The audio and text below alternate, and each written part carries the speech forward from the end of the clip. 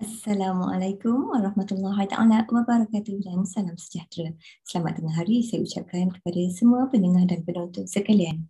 Terima kasih kerana sudi meluangkan masa untuk sama-sama menyertai webinar awam pada hari ini.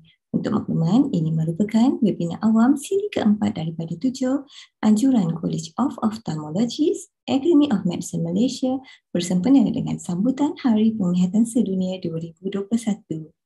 Tajuk webinar kita pada hari ini adalah diabetes dan mata. Statistik menganggarkan kira-kira 3.6 juta iaitu 17.5% rakyat Malaysia dewasa berusia 18 tahun ke atas menghidap diabetes dan angka ini dianggarkan akan terus meningkat saban tahun. Pesakit diabetes adalah berisiko untuk mengalami kebutaan sekiranya tiada penjagaan yang baik. Mungkin ada segelintir dari pendengar dan penonton di sini atau mungkin juga dari kalangan ibu bapa atau saudara kita di rumah yang merupakan pesakit diabetes atau barangkali juga baru disahkan menghidap penyakit diabetes. Besarlah harapan kami semoga kita semua dapat sama-sama mendengar dan menimba ilmu dari perkongsian webinar kali ini. Bersama-sama kita pada hari ini adalah 2 orang penerjemputan yang hebat, pakar dalam bahagian mata dan juga diabetes. Sebelum itu, marilah kita sama-sama mendengar ucapan alu-aluan dari Ketua Perkhidmatan Ophthalmologi Kementerian Kesihatan Malaysia, Dr. Nur Farizangah. Beliau juga merupakan Ketua Jabatan dan Pakar Perunding Ophthalmologi Hospital Shah Alam. Dengan segala hormatnya, saya menjemput Dr. Nur Farizah untuk menyampaikan ucapan beliau. Persilakan. Assalamualaikum warahmatullahi wabarakatuh dan salam sejahtera. Saya Dr. Nur Farizangah, Presiden College of Ophthalmologists, Academy of Medicine Malaysia. Hari Penglihatan Sedunia disambut setiap tahun pada minggu kedua Khamis bulan Oktober. Pada tahun ini, tema Hari Penglihatan Sedunia adalah Sayangi Mata Anda atau Love Your Eyes. Sempena meraihkan Hari Penglihatan Sedunia, College of Ophthalmologists, Academy of Medicine Malaysia mengadakan beberapa siri webinar yang dikhususkan kepada masyarakat untuk memberi informasi mengenai penjagaan mata, termasuk cara-cara memastikan panca indera yang paling penting tetapi sering diabaikan ini boleh diberikan perhatian yang lebih baik. Penjagaan mata perlu diambil berat oleh setiap golongan masyarakat dan perlu datang dari diri kita sendiri. Bagi bayi dan kanak-kanak, ibu bapa perlu prihatin dalam memastikan mata mereka berada pada keadaan yang baik kerana kegagalan stimulasi semasa kecil boleh menyebabkan daya penglihatan menjadi lemah dan tidak dapat berfungsi dengan sempurna. Dengan peningkatan usia, pelbagai masalah dan penyakit yang berkaitan dengan mata dan penjagaan mata termasuk mendapatkan pemeriksaan secara berkala adalah sangat perlu bagi memastikan tiada sebarang masalah yang tidak dapat dilihat secara mata kasar yang berlaku di dalam mata anda. Walau bagaimanapun, permasalahan mata boleh berlaku kepada sesiapa sahaja, baik secara diam atau tidak sedar, atau melibatkan simptom seperti mata merah, sakit, bengkak, hilang penglihatan dan sebagainya. Siri webinar ini akan berlangsung selama 1 bulan dan setiap minggu akan ditampilkan topik yang berbeza oleh pakar-pakar yang akan memberi tips dan cara-cara untuk memastikan penglihatan boleh dijaga dan juga berkongsi kes-kes yang melibatkan kecederaan mata, penyakit sistemik seperti kencing manis dan faktor penuaan yang boleh menyebabkan kebutaan yang kekal sekiranya kita mengambil mudah tentang penjagaannya. Saya berharap sesi webinar yang akan diadakan secara berkala ini akan memberi manfaat kepada semua. Sebarang kemusykilan mengenai isu berkaitan topik yang dibincangkan akan dijawab oleh pakar kami. Sayangi mata anda, love your eyes. Sekian, terima kasih. Wassalamualaikum warahmatullahi wabarakatuh. Waalaikumsalam warahmatullahi taala wabarakatuh. Terima kasih kepada Dr. Nur Farizah di atas ucapan alu-aluan dan amalan yang disampaikan sebentar tadi. Seterusnya, kita akan mendengar pula perkongsian dan kupasan menarik berkenaan diabetes dan mata. Untuk tidak melengahkan masa, saya ingin menjemput dan memperkenalkan penulis pertama iaitu Dr. Teh Limin. Beliau merupakan pakar klinik ophthalmologi dan pakar bedah vitreoretina di Oasis Eye Specialist Seremban. Dr. Teh Limin merupakan seorang yang aktif menulis, telah menerbitkan 14 buah artikel, menyumbang 2 chapter di dalam second edition of the Vitreoretinal Surgery for Children's Manual iaitu sebuah kolaborasi antarabangsa hasil penulisan oleh pakar-pakar dan penulis dari seluruh dunia. Beliau juga terbabit secara langsung di dalam penulisan chapter Ophthalmological Complications After Bariatric Surgery di dalam sebuah buku bertajuk Management of Nutritional and Metabolic Complications After Bariatric Surgery. InsyaAllah, buku ini akan diterbitkan oleh Springer pada penghujung tahun ini. Saya percaya beliau sudah tidak sabar-sabar lagi untuk berkongsi pengalaman dan berbicara mengenai diabetes dan mata. Sambil-sambil kita mendengar, seandainya ada sebarang persoalan atau kemusykilan yang ingin ditanyakan, bolehlah letakkan soalan anda di ruangan Q&A. Untuk itu, saya menyebut Dr. Teh Wee Min untuk berkongsi ceramah beliau. Dipersilakan, Doktor. Hai, salam sejahtera. Saya Dr. Teh Wee Min. Lebih dahulu saya ingin mengucapkan terima kasih kepada pihak penganjur, pihak College of Ophthalmology, Academy of Medicine Malaysia atas jemputan ini untuk memberikan satu ceramah yang ringkas tentang masalah penyakit kencing manis dan kesannya kepada mata kita. Jadi tanpa melengahkan masa lagi, izinkan saya berkongsi slide saya. Okey, kencing manis ni sebenarnya kita semua sedia maklum bahawa kencing manis ni satu keadaan yang memang menjangkiti ramai penduduk di dunia ini, dan ini satu masalah kesihatan yang global. Kalau kita tengokkan dalam tahun 1980, 108 juta penduduk dunia ini mengidap penyakit kencing manis ini. Tetapi menjelang 2030 nanti dijangkakan lebih 0,5 bilion penduduk dunia ini akan mengidap masalah kencing manis. Kenapa kencing manis ini semakin meruncing sebenarnya ialah disebabkan oleh beberapa faktor, contohnya jangka hayat kita yang semakin panjang, dan juga gaya hidup dan juga faktor sosioekonomi kita, contohnya pemakanan, obesiti, gaya hidup kita dari segi aktiviti fizikal yang semakin kurang. Di Malaysia, keadaan di Malaysia sebenarnya pun sangat merisaukan kalau kita tengok daripada kajian soal selidik kesihatan dan juga mobiliti kebangsaan. Kita menampakkan satu peningkatan trend yang semakin meningkat, di mana pada tahun 2015 17.5% ataupun lebih kurang 1 daripada setiap 5 individu dewasa di Malaysia ini mempunyai kencing manis. Dan yang lebih merisaukan lagi ialah lebih separuh daripada mereka ataupun 9.2% tidak sedar bahawa mereka mengidap penyakit tersebut sehinggalah mereka diperiksa. 4.7% ataupun lebih kurang 1 juta orang pula berisiko mengidap kencing manis kerana mereka mempunyai satu keadaan yang kita panggil pra-diabetic ataupun impaired fasting glucose, di mana gula dalam darah mereka lebih tinggi daripada sepatutnya walaupun semasa mereka dah berpuasa selama 6 hingga 8 jam. Okey, impak diabetes ataupun kencing manis ni kepada badan kita sebenarnya memang sudah diketahui umum. Antara organ-organ utama yang terlibat, yang terjejas ialah buah pinggang kita, di mana 1 daripada 10 pesakit kencing manis akan mengalami masalah buah pinggang. Lebih kurang 50% daripada pesakit kencing manis akan menghadapi sejenis masalah urat saraf mata yang urat saraf yang kita panggil neuropati. Risiko untuk mendapat serangan jantung meningkat 2 hingga 4 kali ganda lebih tinggi berbanding individu yang tidak ada kencing manis.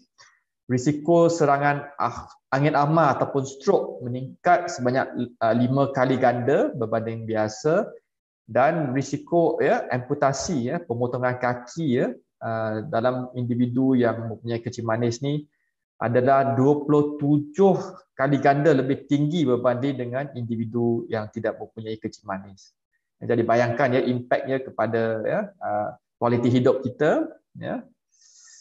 Dari segi mata kita, banyak penyakit sebenarnya yang boleh dihidapi yang boleh menyebabkan kerosakan akibat kencing manis ni pada mata kita.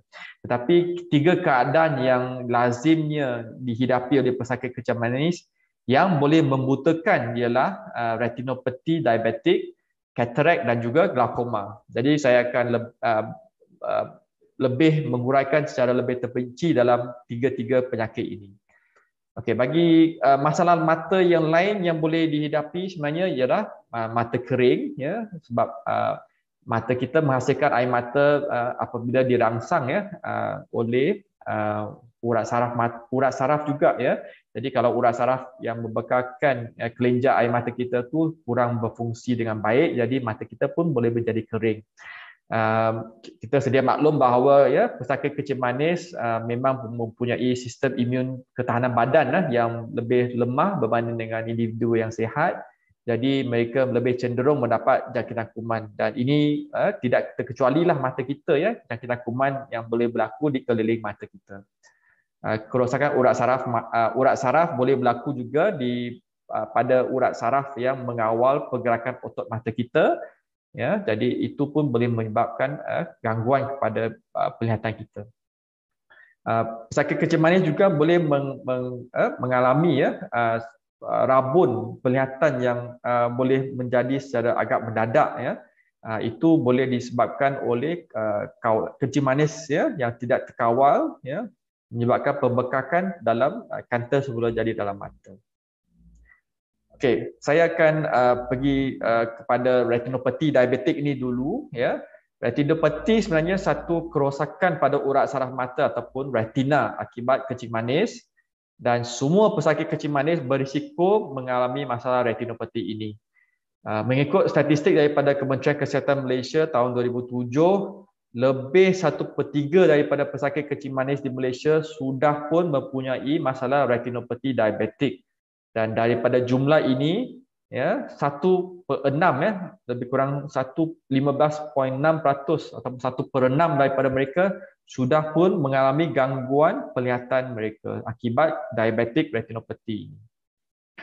Pada peringkat awal, masalah kencing manis, ya, yang boleh menyebabkan retinopathy ini sebenarnya kebanyakannya tidak bergejala. Itu masalahnya sebenarnya, ya.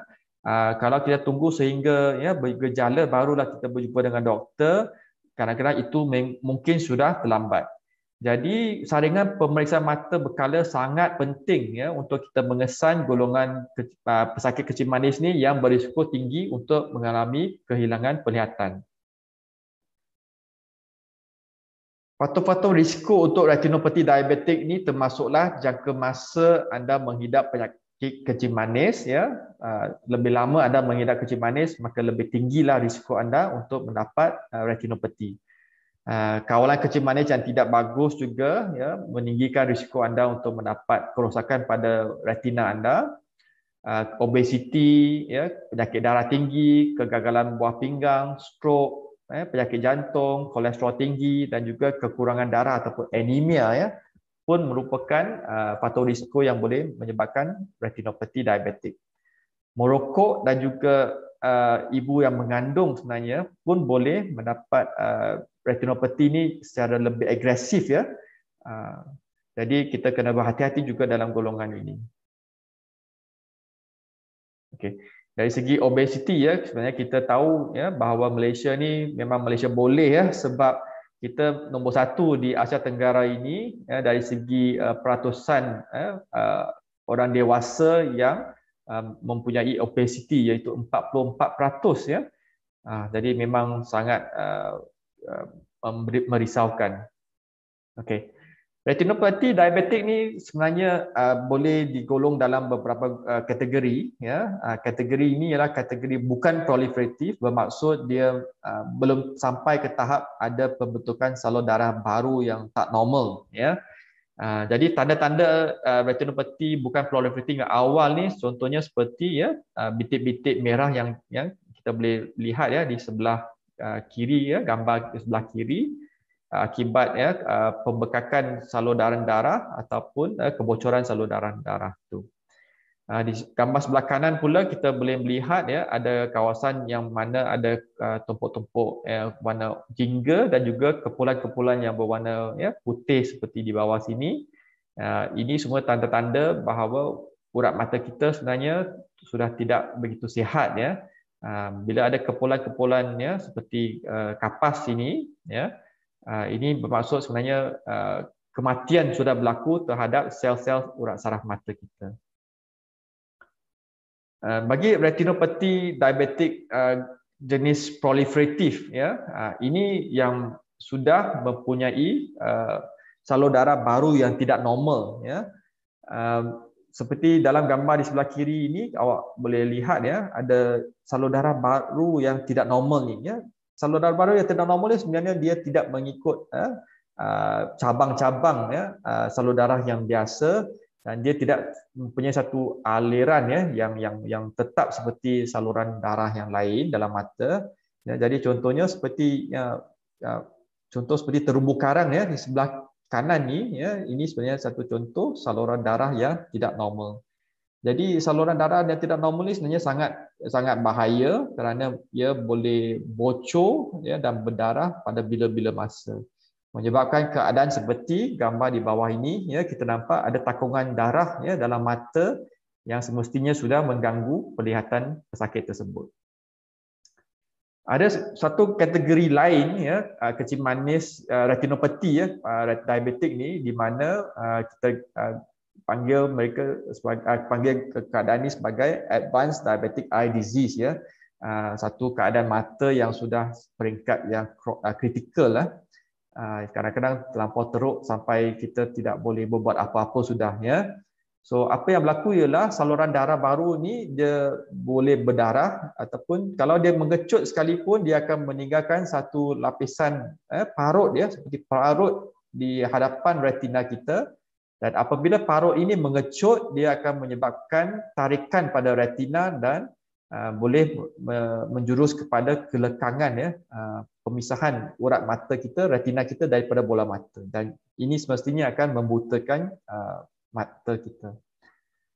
Okay, keadaan kedua ialah glaukoma ya. Glaukoma ni satu penyakit mata yang menyebabkan kerosakan pada saraf optik, dan kerosakan ini ialah kerosakan yang kekal ya, tiada penawar untuk penyakit glaukoma ini ya. Jangan terpedaya ya dengan ya suplemen-suplemen yang kita nampak ya dijual di merata-rata ya, di Facebook lah, di Instagram ya, yang mengatakan ya ada penawar untuk masalah glaukoma, sebab tidak ada penawarnya buat masa ini ya. Apa yang ada sekarang ni ya, ubatan ataupun rawatan laser ataupun pembedahan yang hanya boleh melambatkan proses kerosakan urat saraf optik ini. Okey, contoh ya apa yang saya maksudkan dengan urat saraf mata ni, urat saraf optik ni ialah ya, saraf optik sebenarnya di dalam mata kita dia berbentuk seakan-akan satu bulatan di sini ya. Dan pada tengah-tengah saraf optik kita ini sebenarnya ada satu kawasan yang lebih pucat ya, yang seperti satu lekuk ataupun cawan ya. Dan cawan ini ya, saiz dia lebih kurang 30% hingga 40% berbanding dengan saiz saraf optik keseluruhan ya. Jadi nisbah antara A dengan B ni ialah antara 0.3 hingga 0.4. Tetapi dalam pesakit kencing manis yang ataupun pesakit yang ada masalah glaukoma ini ya, saraf optik mereka, cawan ya ataupun cup ya, kawasan yang lebih pucat di kawasan tengah ni ya, lebih besar ya berbanding dengan biasa ya. Dan kalau dibandingkan nisbah antara A dengan B ini ya, ini sudah mencapai lebih kurang 0.8 ataupun 0.9 ya daripada keseluruhan. Jadi ini contoh saraf optik yang sudah ada masalah glaukoma. Okey. Glaukoma ni satu pencuri penglihatan yang datang secara senyap-senyap ya. Kita sebenarnya mungkin tidak perasan ya, sebab ia menjejaskan penglihatan, medan penglihatan kita yang berada di tepi-tepi dahulu. Okey. Tetapi semakin lama ya, dia akan menyebabkan medan penglihatan kita semakin sempit sehingga satu tahap di mana kita nampak seakan-akan ya, kita nampak melalui terowong saja. Okey. Jadi ini sudah sampai satu tahap yang sangat kritikal ya, sangat serius. Okay, seperti yang saya sebutkan tadi ya, rawatan untuk glaukoma ya boleh termasuk ubatan ya, ubat titis ataupun ubat makan untuk mengawal ya tekanan mata kita. Ada juga rawatan laser untuk jenis-jenis glaukoma tertentu yang mana dia boleh membantu mengurangkan tekanan mata, dan juga pembedahan ya untuk kita membuka satu saliran air ya dalam mata kita tu, saliran baru untuk air mengalir supaya kita dapat mengawal tekanan mata dengan lebih baik.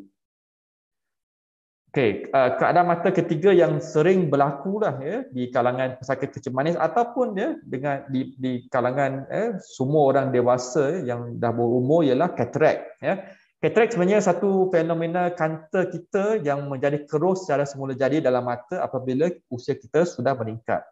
Tapi di kalangan pesakit diabetes ini ya, katarak lebih cepat terjadi ya kerana berlaku gangguan dalam metabolisme kanta tersebut ya.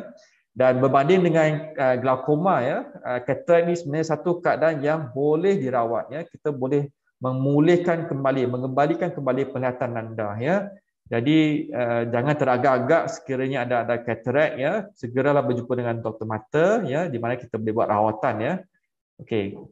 Katarak ni ya, kesannya kepada penglihatan kita sebenarnya dia mungkin tidak begitu ketara pada peringkat awal ya.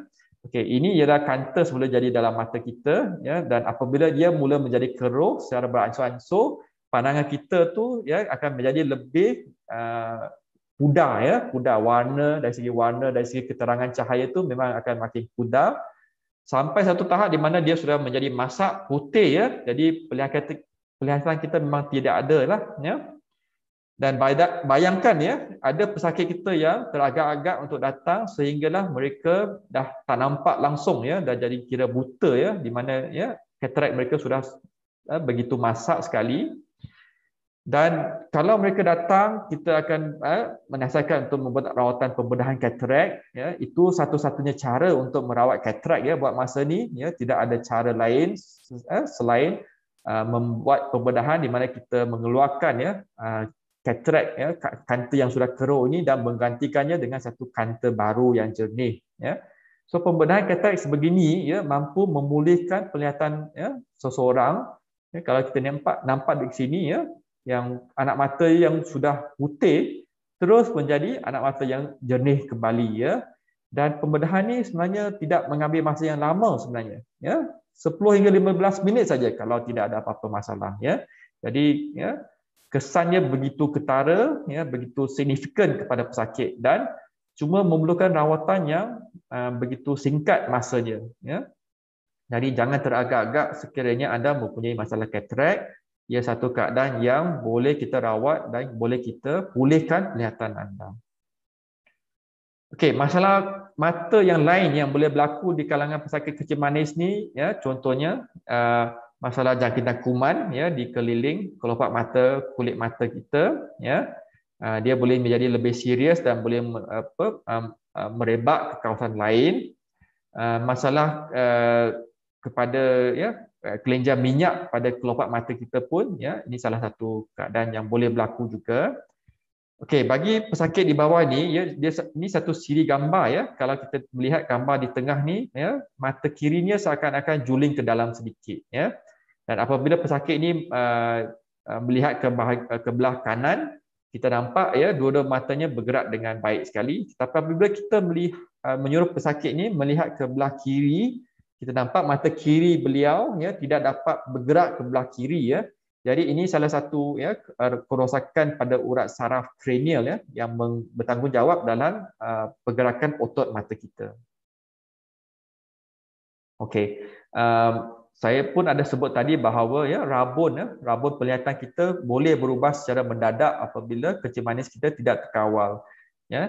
Tapi sebelum anda bergegas ya untuk membuat satu cermin mata yang baru ya, lebih elok sebenarnya kalau awak dapatkan kawalan kencing manis yang lebih optimum ya. Dan kalau kencing manis awak lebih terkawal tetapi ya, masih terdapat gangguan dari segi penglihatan awak ya, eloklah berjumpa dengan pakar mata. Okey. Kencing manis ni sebenarnya satu penyakit yang menyebabkan gangguan ya kepada salur darah di seluruh badan kita ya.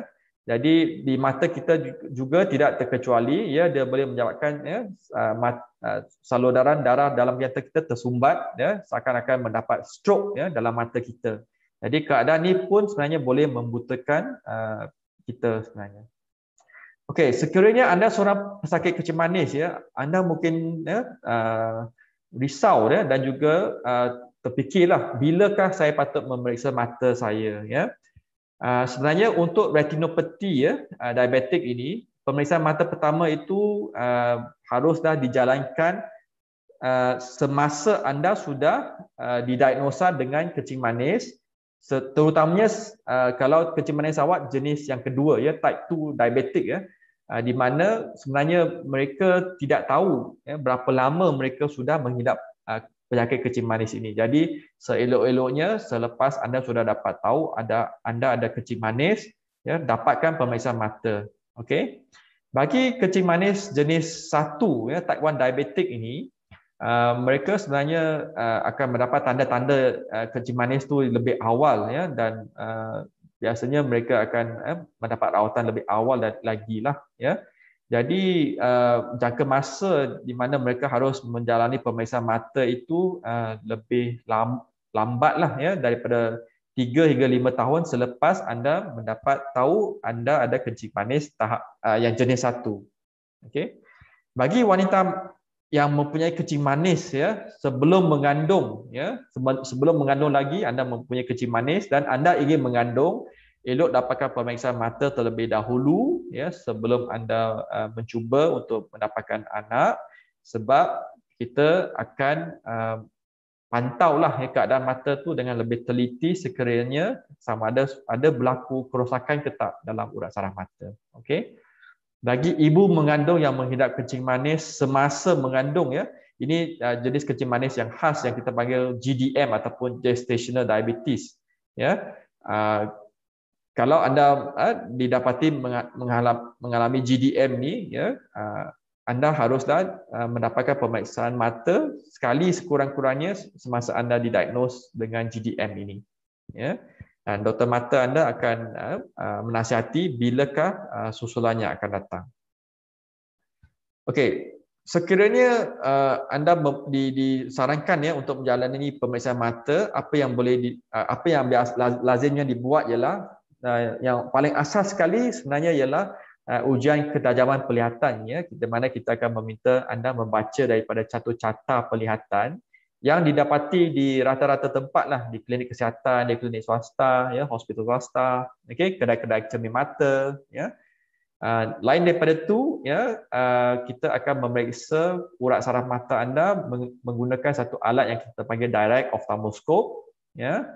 Di klinik kesihatan ataupun klinik swasta ataupun kedai optometris ya, yang mempunyai kamera fundus ini, sebenarnya sangat-sangat berguna untuk kita mengambil gambar ya urat saraf mata retina anda untuk kita menilai keadaan urat mata itu ya.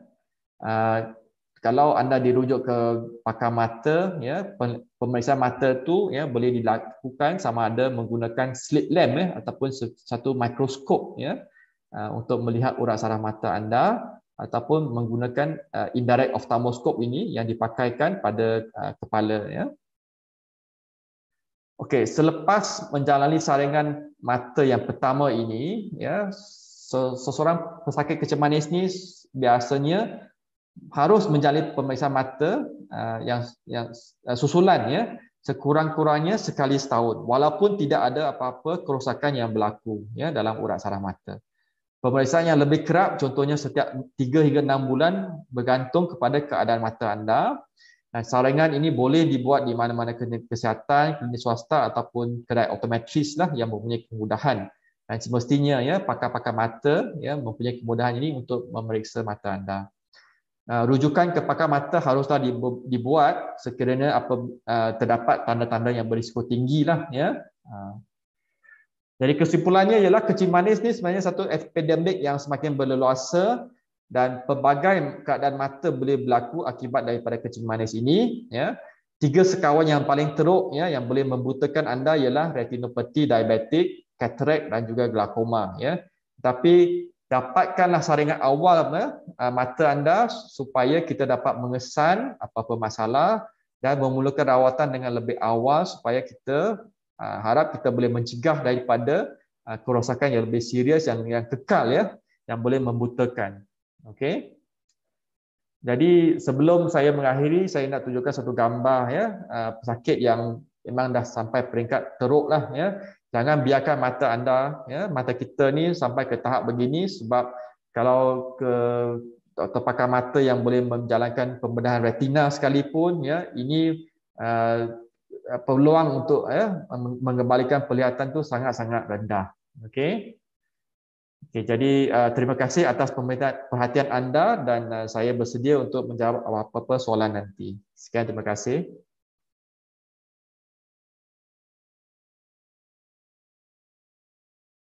Terima kasih Dr. Tehwimin di atas ceramah dan perkongsian beliau yang sangat informatif, mudah difahami dan berguna untuk panduan kita semua. Beliau telah mengupas beberapa masalah atau penyakit mata yang boleh menyebabkan kebutaan, berpunca dan berhubung rapat dengan kencing manis. Masalah utama adalah retinopati diabetes, dan antara masalah lain pula boleh jadi glaukoma, katarak, jangkitan kuman dan juga masalah saraf. Seterusnya, marilah kita sama-sama mendengar penerangan dan ceramah daripada panel kedua kita, iaitu Profesor Madya Dr. Wan Izani Wan Muhammad. Beliau merupakan pakar pelindung perubatan, endokrinologi dan diabetes di Hospital USM, sekaligus merangkap Presiden Persatuan Diabetes Negeri Kelantan. Beliau berpengalaman lebih 15 tahun dalam bidang endokrinologi, diabetes dan obesiti. Beliau juga aktif menerbitkan artikel dalam jurnal berindeks di dalam dan luar negara. Beliau juga telah mengendalikan lebih daripada 30 grant untuk kajian perubatan. Justru tidak heranlah, beliau seringkali mendapat jemputan khas untuk memberikan ceramah di peringkat kebangsaan dan juga antarabangsa. Maka dengan ini, saya berbesar hati menjemput Profesor Dr. Izani untuk menyampaikan ceramah beliau. Dipersilakan, Prof. Assalamualaikum. Terima kasih moderator untuk forum kali ini. Untuk forum Hari Mata Sedunia 2021, saya Dr. Wan Muhammad Izani, pakar endokrin USM. Saya akan berbincang sedikit berkenaan dengan komplikasi mata untuk pesakit diabetes. Apa yang saya akan bincangkan ialah saya akan menerangkan apakah komplikasi mata untuk yang boleh berlaku pada pesakit diabetes, apakah punca-puncanya atau penyebab kepada berlakunya komplikasi mata, dan yang ketiga ialah bagaimana cara untuk mencegahnya. So ada 3 topik yang akan kita bincangkan dalam masa dalam lebih kurang 20 minit untuk mengupas secara lebih lanjut mengenai penyakit diabetes dan mata. Kalau kita berbincang berkenaan dengan komplikasi diabetes, ada 2 jenis komplikasi diabetes, satu komplikasi akut dan yang kedua ialah komplikasi kronik.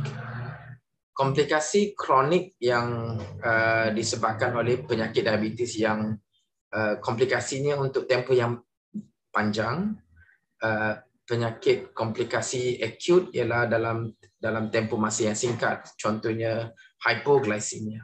Tapi pada kali ini kita akan bincang mengenai komplikasi diabetes yang kronik. Dia terbahagi kepada 2. Yang pertama, komplikasi salur darah. Yang kedua ialah komplikasi kepada saraf. Dan yang komplikasi salur darah terbahagi kepada 2 juga. Satu, salur darah yang kecil dipanggil microvascular. Salur darah yang besar dipanggil makrovaskular. Untuk komplikasi saraf juga terbahagi secara mudah kepada 2 grup atau 2 kumpulan. Saraf periferi atau saraf bahagian hujung-hujung kaki atau hujung tangan, dan saraf autonomik. Saraf autonomik ialah saraf yang mengawal, contohnya mengawal degupan jantung, mengawal ketekanan darah. Ini adalah saraf autonomik. Okey, ini ialah contoh-contoh komplikasi diabetes yang boleh berlaku berdasar kepada kumpulan ataupun bahagian komplikasi, sama ada komplikasi saraf ataupun komplikasi saluran darah. Kalau komplikasi saluran darah, contoh-contohnya ialah stroke, serangan jantung. Kalau saluran darah yang kecil, contohnya penyakit buah pinggang ataupun masalah kaki. Untuk saluran masalah dengan saraf, contohnya kaki yang terasa kebas ataupun masalah erectile dysfunction ataupun masalah tenaga batin, itu ialah saraf yang bermasalah dari segi saraf otonomi. Kulit kering pun masalah saraf otonomi. Masalah mata yang kita akan bincang secara lebih detail atau lebih lanjut ialah masalah saluran darah yang kecil. Okay, so kalau kita bincang lebih lanjut mengenai komplikasi mata, yang pertama ada secara kasarnya ada 3 kumpulan, 3 jenis komplikasi mata yang kebiasaannya berlaku. Yang pertama ialah diabetic retinopathy, yang mana masalah komplikasi ini berlaku kepada bahagian retina. Kalau kita boleh guna analogi yang simple, retina ialah ibarat kamera yang berfungsi sebagai tempat menerima image, ataupun secara mudahnya kita panggil filem, yang kita image masuk ke dalam kamera, dapat image itu ditangkap di bahagian filem. Bila berlaku komplikasi kepada retinopathy, retina ini, ia menyebabkan penglihatan pesakit akan menjadi kabur, dan sekiranya keadaan itu lebih teruk, boleh menyebabkan masalah buta. Yang kedua, komplikasi mata ialah di bahagian katarak ataupun kanta mata. Di bahagian kanta mata, penyakitnya dipanggil katarak. So kalau kita guna analogi yang sama dari segi kamera, katarak ini ibarat kanta, lens kepada kamera itu. Pesakit diabetes boleh mendapat masalah kanta mata yang dia kurang lutsina. Okay? So bila kurang lutsina, dia lebih susah cahaya untuk masuk, menyebabkan masalah penglihatan untuk pesakit-pesakit diabetes. Yang ketiga ialah berkenaan dengan tekanan dalam darah yang dipanggil glaukoma. Glaukoma ialah keadaan di mana pesakit menghidap tekanan dalam orbit mata yang berlebihan. Tekanan ini boleh menyebabkan masalah kepada saraf mata di bahagian belakang. Sekiranya tidak dikawal atau dirawat dengan baik, ini boleh menyebabkan masalah buta. So, secara kasarnya ada 3 komplikasi yang utama kepada komplikasi mata disebabkan sakit diabetes. Ini adalah contoh komplikasi mata retinopathy, yang mana masalah utama ialah komplikasi saluran darah yang kecil di bahagian dalam mata, menyebabkan berlaku pendarahan-pendarahan kecil di dalam mata di bahagian retina.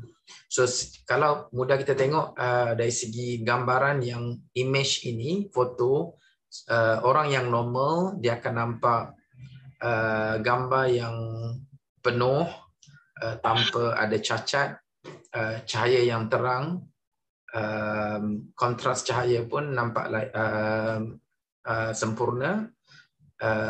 Dalam gambar yang kedua ialah pesakit yang menghidap retinopathy, dia akan nampak tumpukan-tumpukan hitam, gambar yang tidak tepat, tidak sharp. Okay, so color pun tidak secara terang lah. So inilah masalah contoh penglihatan pesakit yang menghidap retinopathy. Ia boleh menyebabkan masalah dari segi kehidupan, untuk bekerja, untuk menjalankan urusan harian. Sekarang kita akan bincang apakah punca komplikasi diabetes yang menyebabkan masalah mata. ada 5 golongan yang berisiko. Punca-puncanya, yang pertama, yang paling penting ialah pesakit yang tidak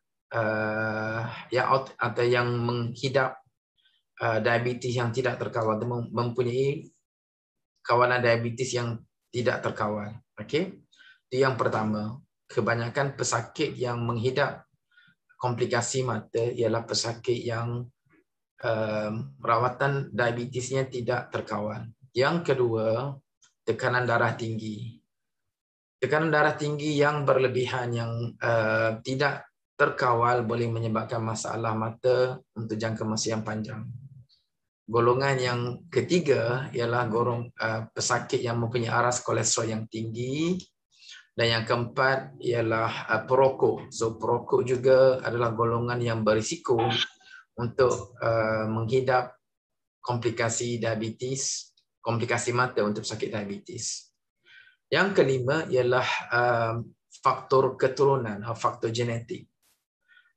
Faktor 1 hingga 4, diabetes, tekanan darah tinggi, kolesterol, merokok ialah faktor yang boleh dikawal. Manakala faktor yang kelima iaitu faktor genetik atau keturunan ialah faktor yang tidak boleh dikawal. So seseorang pesakit yang mempunyai faktor genetik yang kecenderungan untuk mendapat komplikasi mata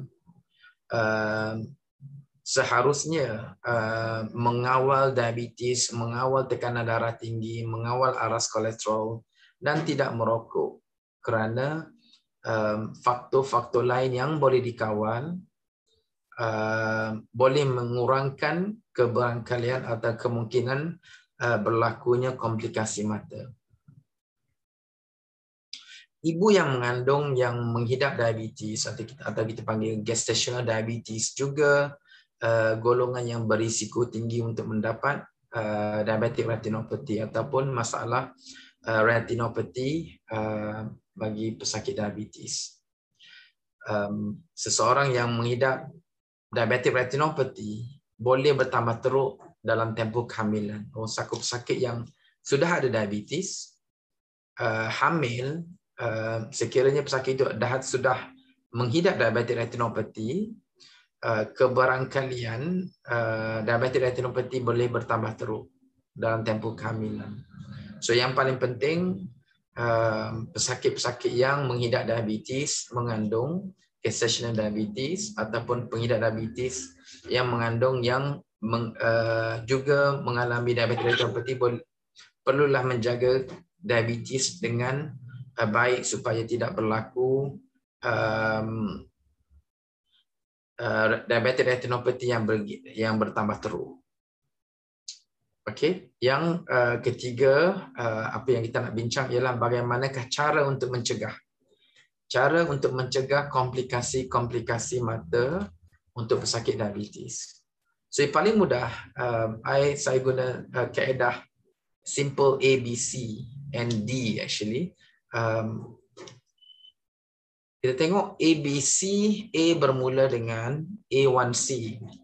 A1C maksudnya A1C ialah kadar kawalan gula HbA1c yang kita check every 6 months. Setiap 6 bulan kita akan test, buat ujian HbA1c. So A untuk A1C, B untuk blood pressure ataupun tekanan darah. So tekanan darah mestilah dikawal dengan baik, yang secara kebiasaannya menurut kajian-kajian blood pressure, tekanan darah sekiranya dikawal dengan baik boleh melindungi masalah jantung, masalah buah pinggang dan juga masalah mata.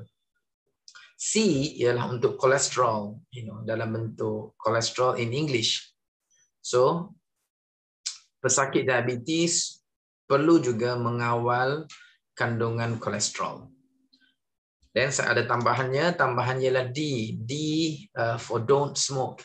So stop smoking berhenti merokok bagi sesiapa yang merokok, ataupun jangan merokok sesiapa yang belum merokok.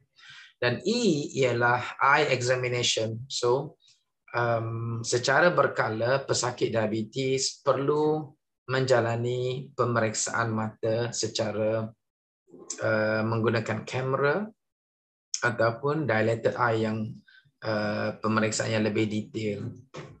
So A, B, C and D. So simple A, B, C and D. Boleh faham. Okay, kita tengok balik macam mana apa yang kita bincang lebih lanjut secara bagaimanakah cara untuk mengawal tekanan kandungan gula dalam darah yang dipanggil HbA1c. Kalau HbA1c, dia akan memberi measurement of value dia dalam bacaan dia dalam bentuk peratus. 7% ataupun 6 ke bawah daripada 7% ialah bacaan yang baik, bagus, excellent. Kita boleh tengok kalau bacaan dia 7% atau 7%, secara purata gula ialah 8.2 millimoles. So kalau pesakit mungkin dia tak biasa dengan penggunaan HbA1c, dia biasa dengan bacaan glukos in millimole. Tetapi kalau mengikutkan kajian, yang paling penting ialah kandungan gula dalam masa 3 bulan. 3 bulan yang terakhir, itu yang paling penting. So kita target less than 7%, kurang daripada 7%. Secara puratanya kandungan gula ialah 6.3 ke bawah. Okay, so HbA1c yang terbaik ialah less than 7%, kurang daripada 7%, ataupun 6.5 and below, kurang daripada 6.5%. Sebelum makan bacaan gula 4.4 hingga 7, ataupun selepas makan 4.4 hingga 8.5. Itulah target dia. Macam mana cara kaedah untuk mendapatkan kawalan diabetes yang baik? Rawatan diabetes merangkumi diet, physical activity, ubat-ubatan dan suntikan. Okay. Dari segi diet, penekanan perlu dilakukan ke atas kuantiti makanan, kuantiti karbohidrat yang diambil, kualiti makanan tersebut, sama ada good carbohydrate ataupun good protein, good fat, dan juga kaedah pemakanan. Kaedah pemakanan contohnya mengambil serat dalam masa yang sama bila ambil karbohidrat, kunyah dengan betul, makanan betul-betul hadam. Okay. Itulah kaedah-kaedah pemakanan juga penting untuk pesakit mengawal diabetes. Dari segi physical activity, kita menggalakkan pesakit untuk melakukan exercise ataupun senaman ataupun aktif setiap hari, setiap minggu, so 150 minutes per week contohnya. Okey, berat badan yang ideal. Itulah sangat penting untuk pesakit diabetes bagi mengawal blood sugar, mengawal gula. Ubat-ubatan contoh-contohnya metformin, gliclazide, banyak-banyak ubat lain selain daripada ubat metformin dan gliclazide yang terbukti boleh mengawal diabetes dengan baik dan juga boleh mengurangkan risiko retinopathy. Ada 2 jenis suntikan yang digunakan untuk merawat diabetes. Satu, suntikan insulin yang kebiasaannya dikenali oleh pesakit. Contoh-contohnya yang saya tunjuk di sini ada Novorapid, Lantus insulin, Humalog insulin, contoh-contohlah. Yang satu lagi dia ada juga suntikan yang bukan insulin, suntikan GLP-1 agonist yang di sini saya tunjuk Byetta, okay, and Victoza, contoh-contohnya. Suntikan GLP-1 agonist ataupun suntikan yang bukan insulin ini sangat sesuai untuk pesakit diabetes yang juga menghadapi masalah berat badan yang berlebihan kerana ubat ini boleh mengurangkan berat badan dalam masa yang sama dapat mengawal kandungan gula. Okay, dari segi pengawalan tekanan darah ataupun blood pressure management, target yang pesakit perlu kawal tekanan darah ialah 130 hingga 140, sistolik, diastolik 70 hingga 80, 70 to 79. Ini bergantung kepada pesakit, komplikasi yang berlaku pada pesakit juga. Tidak semestinya 130 hingga 140, tapi secara kebanyakannya secara purata target yang perlu ialah 130 to 139. Dari segi rawatan untuk tekanan darah, kita ada satu juga konsep ABCD, iaitu nama-nama ubat ya. Nama-nama ubat bermula dengan huruf A, ACE inhibitor ARB, contohnya enalapril, ramipril, and irbesartan.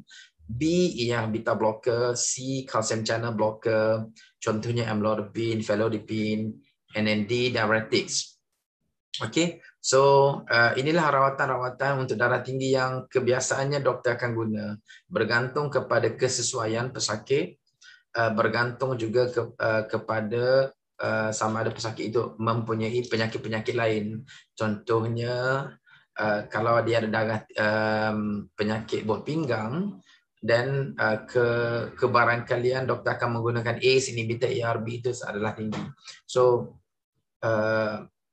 kombinasi yang akan digunakan oleh doktor untuk merawat tekanan darah tinggi ialah berdasar kepada contoh-contoh ubat ini. Okey, dari segi kolesterol, kolesterol dia ada dua jenis, kolesterol yang baik dan kolesterol yang tidak baik. HDL, good cholesterol, LDL, bad cholesterol. Target yang perlu pesakit tahu ialah untuk good cholesterol, target dia HDL untuk lelaki 1 more than 1.0 good cholesterol, HDL good cholesterol untuk female, untuk perempuan ialah 1.2 ke atas. Yang bad cholesterol target dia 2.6 ke bawah. Satu lagi TG, triglyceride juga bad cholesterol, target dia 1.7 ke bawah. Dari segi rawatan untuk kolesterol, rawatan yang kebiasaan digunakan majoriti ialah pesakit akan menggunakan, doktor akan gunakan statins ataupun fibrates ataupun ezetimibe. Untuk D yang sangat penting, jangan merokok. Untuk mata, pemeriksaan mata, inilah contoh pemeriksaan mata menggunakan kamera. Doktor boleh melihat secara detail, secara terperinci di bahagian belakang mata, bahagian retina, sekiranya ada berlaku masalah komplikasi mata. Dari segi saranan, berapa kerap pesakit itu perlu menjalani rawatan mata, perlu menjalani pemeriksaan mata secara detail, ialah untuk pesakit diabetes, apabila didiagnosis ataupun bila mendapat tahu penyakit diabetes, masa tu dia kena ada satu pemeriksaan mata. And then lepas tu setiap tahun, every year kena ada pemeriksaan mata. Okay? Untuk yang sebelum mengandung kena ada satu pemeriksaan, bergantung kepada tahap ataupun komplikasi mata. Pemeriksaan selanjutnya kemungkinan ada 3 bulan sekali ataupun 6 bulan sekali ataupun setahun sekali. So, secara kesimpulannya, pesakit kena tahu 4 benda. Track. Okay? Track, follow up apa yang perlu ditengok. T untuk ambil medication, take your medication. Kena ambil medication yang diberikan oleh doktor. Reach and maintain healthy weight, yang make sure ataupun rawat ataupun target masalah berat badan yang berlebihan ataupun obesity, exercise, physical activity lakukan secara berterusan, C, control ABC, control A1C, which blood sugar, control blood pressure, control kolesterol, dan yang terakhir kick the smoking habit. Okay, so simple, A, B, C, and D boleh menjaga kesihatan mata daripada komplikasi diabetes. Okay, Assalamualaikum, terima kasih. Terima kasih Prof di atas ceramah perkongsian sebentar tadi. Penjelasan yang Prof bagi berkenaan penyakit diabetes tak semestinya menunjukkan simptom, tetapi ia boleh dikesan, dirawat dan dikawal melalui pemeriksaan salinan secara berkala dan optimumkan rawatan diabetes dengan menggunakan ubat atau insulin. Saya kira ini adalah konklusi dan intipati penting. Marilah kita semua amalkan gaya hidup sihat, berhenti merokok, jaga tabiat pemakanan supaya bukan sahaja dapat mencegah penyakit diabetes, darah tinggi dan kolesterol, tapi seterusnya juga dapat mengelakkan sebarang komplikasi kebutaan mata, strok, kegagalan buah pinggang dan juga yang lain-lain. Seterusnya, tibalah masa yang dinanti-nantikan oleh semua pendengar dan penonton, iaitu sesi soal jawab. InsyaAllah, kedua-dua panel kita akan menjawab semua persoalan tuan-tuan dan puan-puan, saudara-saudari sekalian. Okey, soalan pertama. Kita ada soalan untuk Prof. Dr. Izani. Prof? Ya.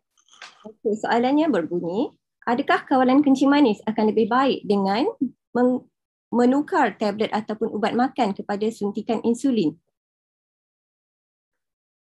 Okey. Terima kasih. Kebiasaannya penggunaan ubat-ubatan ataupun insulin bergantung kepada keadaan ataupun tahap diabetes pesakit itu, dan juga bergantung kepada kesesuaian. Adakah insulin lebih baik daripada oral medication? Tidak semestinya. Ada setengah pesakit boleh mengawal insulin dengan diabetes dengan baik menggunakan ubat-ubatan. Ada setengah pesakit yang perlukan insulin, di mana bila keadaan diabetes, umpamanya pasien tu sudah pesakit sudah diberikan 3 atau 4 jenis ubat biji, kapsul ataupun tablet, tetapi diabetes yang saya sebut tadi, target dia 6.5 ke bawah, yang memang proven secara kajiannya boleh mengurangkan komplikasi mata. So rawatan yang terbaik ialah penambahan insulin. So penambahan insulin bergantung kepada kesesuaian juga pesakit itu, sama ada kita nak guna insulin sebelum makan ataupun insulin sebelum tidur. 2 jenis insulin kebiasaannya kita akan guna, basal insulin ataupun prandial insulin. Sebelum makan ataupun sebelum tidur bergantung kepada tahap diabetes. So secara kesimpulan untuk soalan ini, kebiasaannya untuk mendapatkan rawatan yang terbaik, target yang terbaik memerlukan insulin kebanyakannya. Okey, alright. Terima kasih Prof. Okey, saya rasa saya nak fokus soalan kepada Prof. Izani dulu. Boleh ya, Dr. Tefimi? Boleh, mungkin Dr. Teh boleh tambah lepas ni sikit. Boleh. Okay. Boleh, tak ada masalah. Soalan kedua, ada tak rawatan herba, alternatif ataupun suplemen yang boleh mengurangkan komplikasi diabetes? Komplikasi diabetes ataupun komplikasi mata, dari segi kajian, kalau herba-herba ni biasanya kebanyakannya kita tak ada evidence yang solid evidence. Okay? Mungkin di luar sana ada testimoni yang mengatakan ada herba yang boleh mengawal diabetes. Ya, saya tidak nafikan keadaan ini. Kebiasaannya apa yang kita guna, kita perlukan ada data yang terbaik, kajian-kajian yang menunjukkan ubat-ubatan atau rawatan tersebut berkesan untuk pesakit. Ya. Dari segi rawatan yang khusus untuk mengurangkan komplikasi mata, herba, saya sepanjang saya punya pengalaman tidak adalah yang saya jumpa yang betul-betul confirm. Mungkin panel yang kedua boleh tambahlah kalau ada pengalaman beliau yang mengatakan ada herba-herba lain lah. Tapi secara ringkas saya katakan biasanya tak ada yang proven atau terbukti berkesan untuk mengawal komplikasi mata. Okey. Dan seterusnya, air rebusan daun ketum boleh menyembuhkan kencing manis. Oh Betul. wow, interesting. I think kalau tengok banyak info ataupun testimoni yang mengatakan khasiat daun ketum kan. Tapi khusus kepada diabetes, sepanjang pengetahuan saya tidak ada lagi lah. Mungkin anecdotal atau testimoni yang mengatakan dia boleh mengurangkan diabetes atau mungkin kawal tekanan darah, mungkin ada. Tapi dari segi saintifiknya, I think perlukan kajian lah yang lebih terperinci. Okey. So should I recommend or not?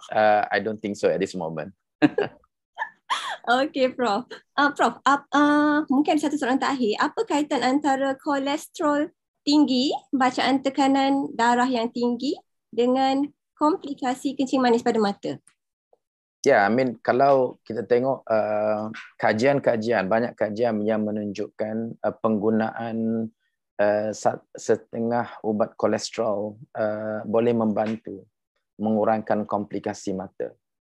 Kalau saya bincang tadi, saya bincang ABC, kontrol gula, and then blood pressure, tekanan darah, dan kolesterol. So kolesterol kontrol kolesterol boleh mengurangkan komplikasi mata.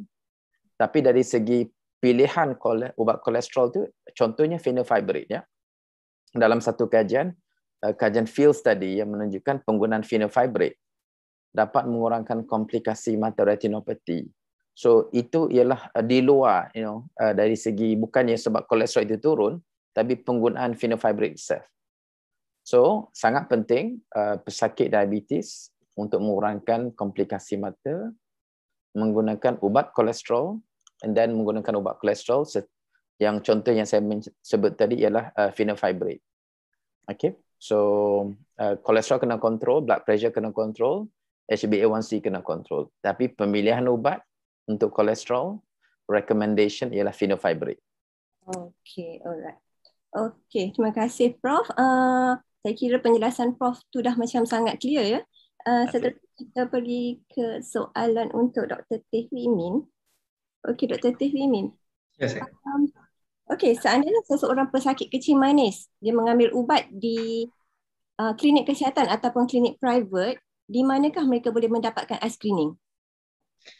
Sebenarnya kebanyakan klinik kesihatan di bawah Kementerian Kesihatan Malaysia sebenarnya sudah ada fasiliti untuk membuat pemeriksaan mata secara berkala untuk pesakit kencing manis.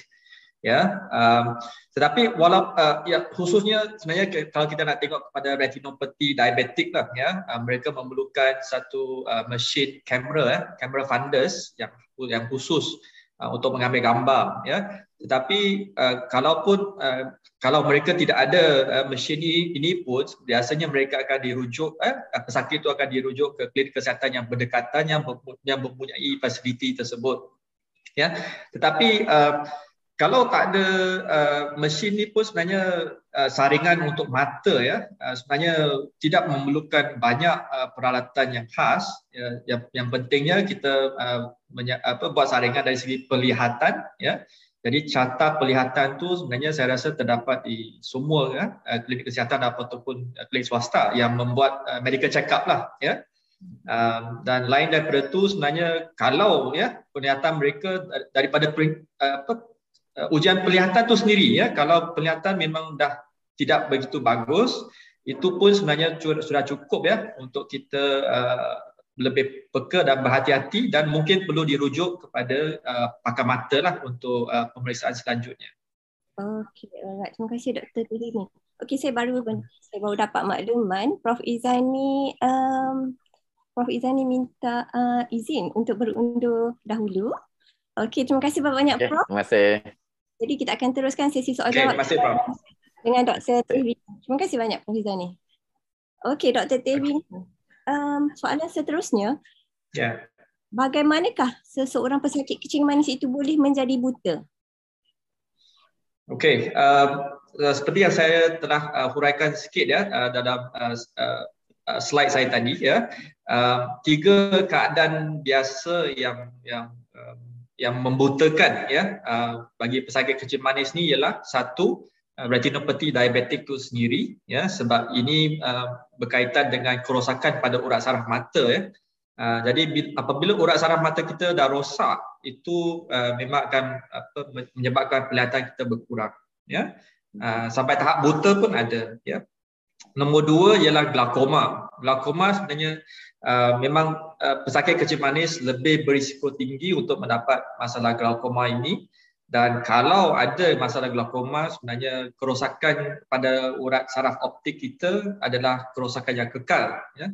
Jadi itu pun boleh membutuhkan seseorang pesakit itu. Yang ketiga ialah katarak ya, tapi mujurlah ya, katarak sebenarnya satu keadaan yang boleh dirawat ya. Dia boleh membutakan kalau tidak diberi rawatan yang sewajarnya ya, iaitu pembedahan katarak. Tetapi kalau ya, pesakit datang berjumpa dengan doktor dan mendapat rawatannya dengan pada masa yang sesuai ya, saya rasa tidak ada masalah lah untuk membutakan pesakit tersebut. Okey, seterusnya, betulkah laser berkesan untuk merawat retinopathy diabetik ataupun sebenarnya boleh menyebabkan kebutaan laser itu sendiri? Sorry, laser. Laser. Oh, okay, alright. Okay. Ya, jadi retinopathy diabetik ni sebenarnya kalau dia dah sampai peringkat yang lebih teruk ya, biasanya doktor pakar mata akan menasihati untuk membuat rawatan laser. Okay. Rawatan laser ni sebenarnya untuk mengurangkan ya ataupun mengejutkan pembentukan salur darah yang baru ya, yang saya dah tunjuk gambar tadi ya. So salur darah baru ni sebenarnya dia aktif lah dan boleh berdarah ya dalam mata. Jadi tujuan laser tu sebenarnya ialah untuk mengejutkan salur darah baru ini.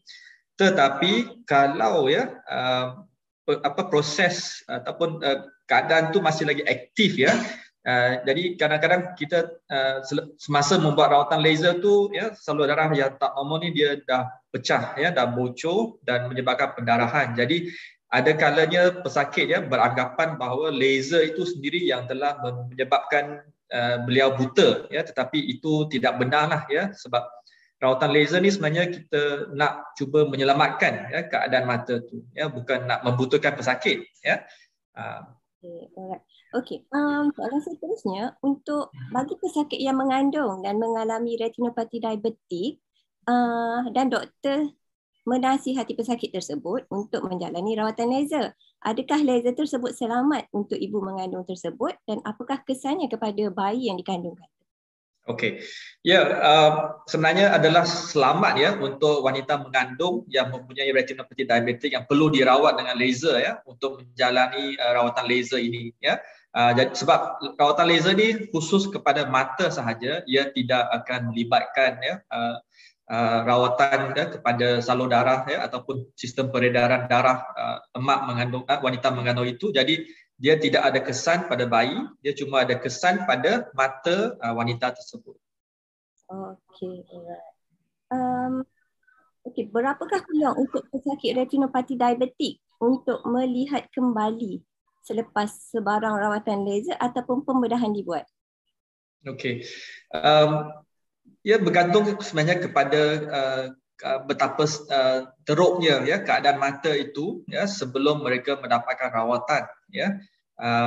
Sebab kalau perlu sampai tahap di mana perlukan pembedahan ya, sebenarnya itu memang satu keadaan yang kira dah agak lambat ya, agak lewat ya. Sebab kerosakan tu memang sudah banyak ya. Urat mata dia mungkin pesakit itu mungkin sudah lekang ya. Jadi operation pembedahan untuk kes-kes macam ni memang kita perlu buat ya, kita nak cuba menampalkan balik ya urat saraf mata yang sudah lekang itu. Sebenarnya peluang untuk melihat semula tu ada ya, memang agak bagus, tetapi kita tidak dapat memberikan satu nombor ataupun peratusan ya berapa banyak dia boleh melihat sebenarnya. Ya, sebenarnya urat mata tu sendiri ya, dia satu mencerminkan sebenarnya keadaan kesihatan keseluruhan pesakit itu ya. Jadi kalau pesakit itu ada kencing manis ya, buah pinggang dia sudah rosak, ada darah tinggi, kolesterol. Jadi salur darah ke mata beliau pun mungkin tidak begitu baik. Jadi kesihatan retina ataupun urat saraf mata itu sebenarnya mungkin tidak begitu bagus juga. Jadi walaupun urat mata tu dah ditampar balik dengan elok, ya, tidak ada lekang semula, tetapi penglihatan dia mungkin boleh elok sedikit, tetapi kita tidak dapat mengharapkan ya dia kembali seperti sedia kala sebelum dia lekang lah. Okey. Memandangkan masa terlalu singkat, saya akan bacakan satu soalan terakhir untuk dijawab oleh Dr. Teh Wee Min ya. Apakah rawatan lain yang ada sekarang ni untuk merawat retinopati diabetik? Adakah laser sahaja? Sebenarnya memang ada cara rawatan yang lebih baru sekarang ni, iaitu seperti yang Prof. Izani sebutkan tadi juga ya, ubat untuk mengawal kolesterol berbentuk fibrate ya. Ia pun berguna untuk mengurangkan tahap retinopati itu ya. Tetapi kalau dia sudah jadi teruk juga ya, ada rawatan baru di mana kita menyuntik ya sejenis ubat khas ke dalam mata, ke dalam bola mata itu sendiri untuk mengecutkan salur darah baru yang tak normal itu, dan juga ia juga membantu dalam keadaan diabetik yang kita panggil maculopati ya, di mana urat mata itu bengkak. Ubat cucuk ke dalam mata ni dia membantu ya, mengurangkan bengkak pada bahagian urat mata tersebut.